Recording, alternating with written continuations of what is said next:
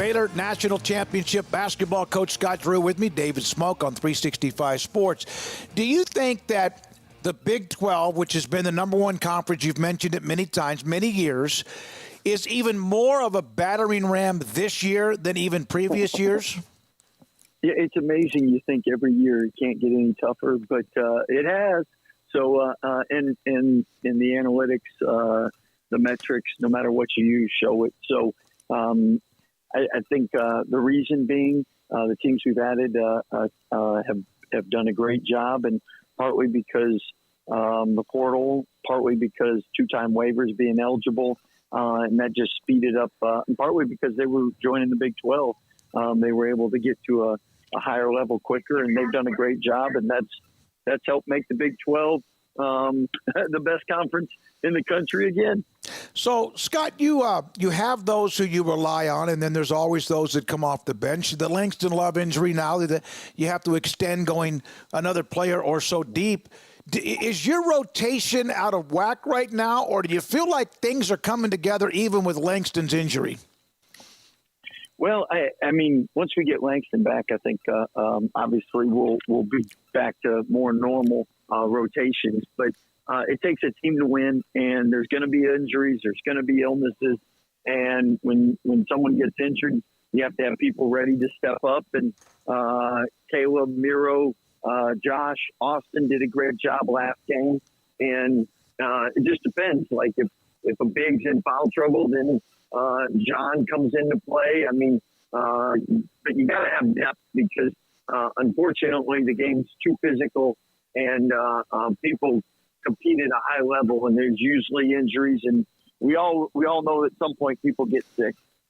You mentioned that some of the guys that have had to chip in, of course, the Austin Sachs moment was great. It was great to see John in again, and obviously with Miro. Can you put a word to describe the value of the minutes those guys are getting right now, either whether the game is a blowout and there's not many of them in the Big 12, or because they're forced to play a little bit more? Well, I think first and foremost, most of your Big 12 games are one or two possessions, so every possession matters.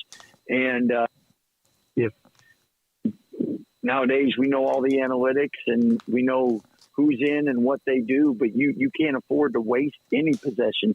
If it's a 20-point game, well, then things are a little bit different, and now you're able to keep people for possibly getting injured or fresher for the next game, get people experience off the bench so that they're ready for when they do play more. But in the one or two possession games that we've been having, every possession is so critical. So is Yves Misi better than you even thought? Well, Yves last year was probably the second best big on his high school team as far as offensively scoring. And he's only played basketball for 2.5 years. And yes, to answer the question, yes or no, but to give context behind it, I think when anyone's newer at something, you just don't know how quick they pick it up and how quick they take off. And he's just, in the last 2.5 years, continued to accelerate in a high level. And God's given him a lot of talents and abilities, but his work ethic, I mean, you take free throw shooting, and he's a much better free throw shooter today than he was at the beginning of the year, and that's because of the hard work he's put in. And he really picks up things quickly, and he studies the game, picks up plays quick, but he'll put in the work to make sure he knows what he needs to do, and he's on point. Is he good, maybe ahead of schedule? Shot blockers, when they're younger, they just slam it out of bounds or hit it as far as possible. The crowd oohs and ahs. But it seems like I'll always remember Bill Russell was a great shot blocker, but he also, when he blocked a shot, he usually blocked it to a teammate. It wasn't like just to slap it out of bounds. Is Yves ahead of schedule there? I think the big thing is when he does block them, he does keep them in play, which is a great thing. But the first and most important thing is when do you go for the block? Mm-hmm. Because if you go for the block and don't get it, normally your man gets the rebound. So the first step in any shot blocker's maturation is, can they go when they can get it versus just go to go? And I think that's the beginning of the year in practice and everything. He was trying to block everything, which allowed dump offs to his guy, offensive rebounds to his guy. And he's gotten a lot better at knowing when to go, when not to go. And then from that, he's always been pretty good at keeping the ball in play. All right, I have not talked to you. I've seen you, but I haven't talked to you. You had the game that was so controversial. And you discussed it, and then Mac in the post game had your back, and Kelvin Sampson, and now Bill Self. Mac was on with us earlier this week, and he said, "I've always thought that Scott was a trendsetter, and now you're a trendsetter when it comes." It to me kind of says something that 3 Hall of Fame type resume coaches are they're not happy right now in the conference. Oh, I got a funny text. Bill Self's so competitive, he wouldn't even let you beat him and getting thrown out. But I think sometimes coaches worry about, well, wait a minute, are they getting advantage because are they getting good calls now that they got kicked out of a game? And who knows what goes into all that. I will tell you that since that incident, I know I've stayed well within the box, though, that's for sure.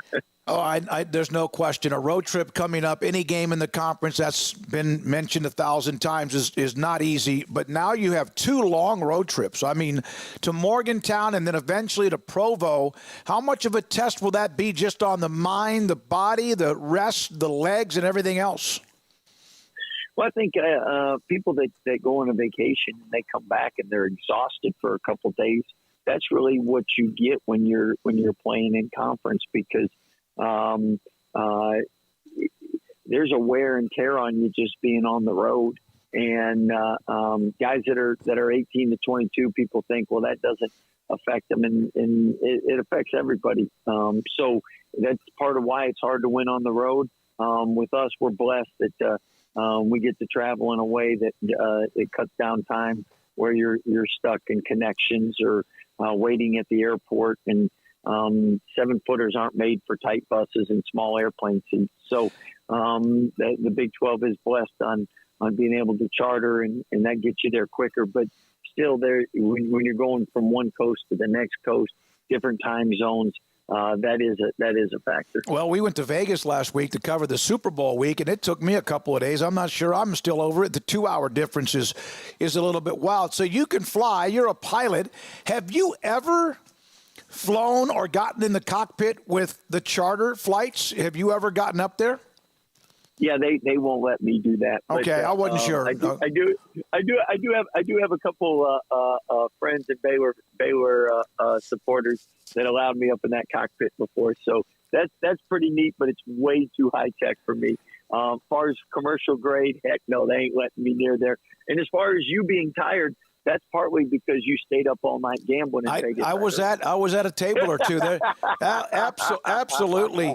Hey, do you feel like Jaden Nunn had a spectacular game, Ray J, and guys that had a big game against Oklahoma? But what's it like as a coach when you start to see a player meet the expectations and get it during a time when there's going to be always ups and downs, and when you play the game of basketball? Well, that's why you have to have depth, because it's not everybody's night every night. And Jaden, it was his night last night. We got a great team. And what I mean by that are 2 nights ago, because teams that don't really love one another or play together, if a guy gets hot, sometimes people will get jealous, and it's, well, I got to get going. And our guys did a great job looking for them, finding them. And we've done that when other guys have gotten hot or gotten it going. But it transfers, they used to have a year where they could adjust to new offense, new defense, new level of play, physicality, size, length, crowds, all that. And I think part of that gets lost in translation when you don't have that year to really work on your body, work on your game, get acclimated. It takes a little longer. I mean, a lot of coaches have thought in the past when you recruit a high school player or junior college player, there's that takes a semester to get used to Division I. Well, it's the same thing with transfers. A lot of the transfers we've had that ended up going to the NBA still had a year to work on their game and get used to the new environment, teammates and everything before playing. So part of Jaden, I think, is just feeling more comfortable. Ray J feeling more comfortable and adjusting to the rigors of the Big 12, because it is different than the conferences they came from. Hey, you were there when Britney was there. Britney Grinder, of course, the jersey retired on Sunday. It's been a long time. What do you remember most about watching her play, and did you ever have any interactions with her? Oh, most definitely. We always saw her going into practice or out of practice, because usually they practiced before us. And she was always had a great spirit, always a kid at heart, always a pleasant energy giver. But most of all, occasionally you peek into practice and see her dunk on somebody, kind of like that. Yep. It's always a great moment. My last thing for you, there's been discussion about, we know college football is expanding to 12 teams, and there's this discussion about the NCAA tournament, which I think is perfect. I know it moved from 64 to 68.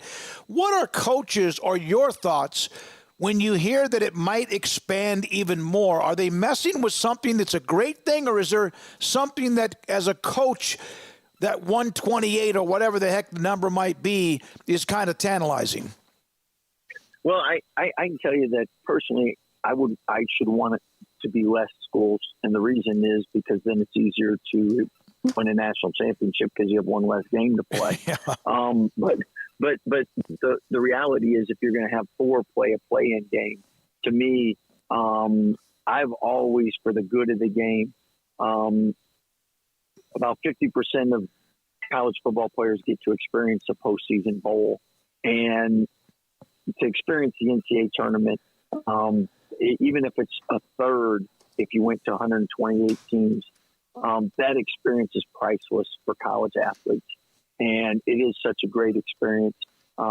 It'd be one more game, but then everybody has to win 7 instead of 6.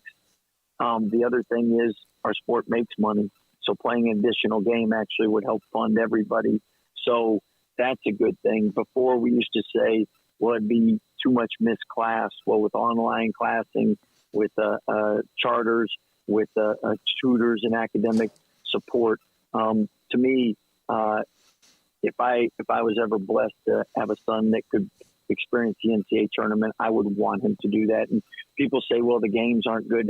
128. We got the last 4 in, and we've had 2 of them, right, go to the Final Four. Mm-hmm. So I think it's just another one weekend. You have 3 games instead of 2, and that's why I've always been a 128 proponent, and partly because coming from a smaller conference, you win your conference, you have a great year, but then you lose, and get upset in a 1-game thing.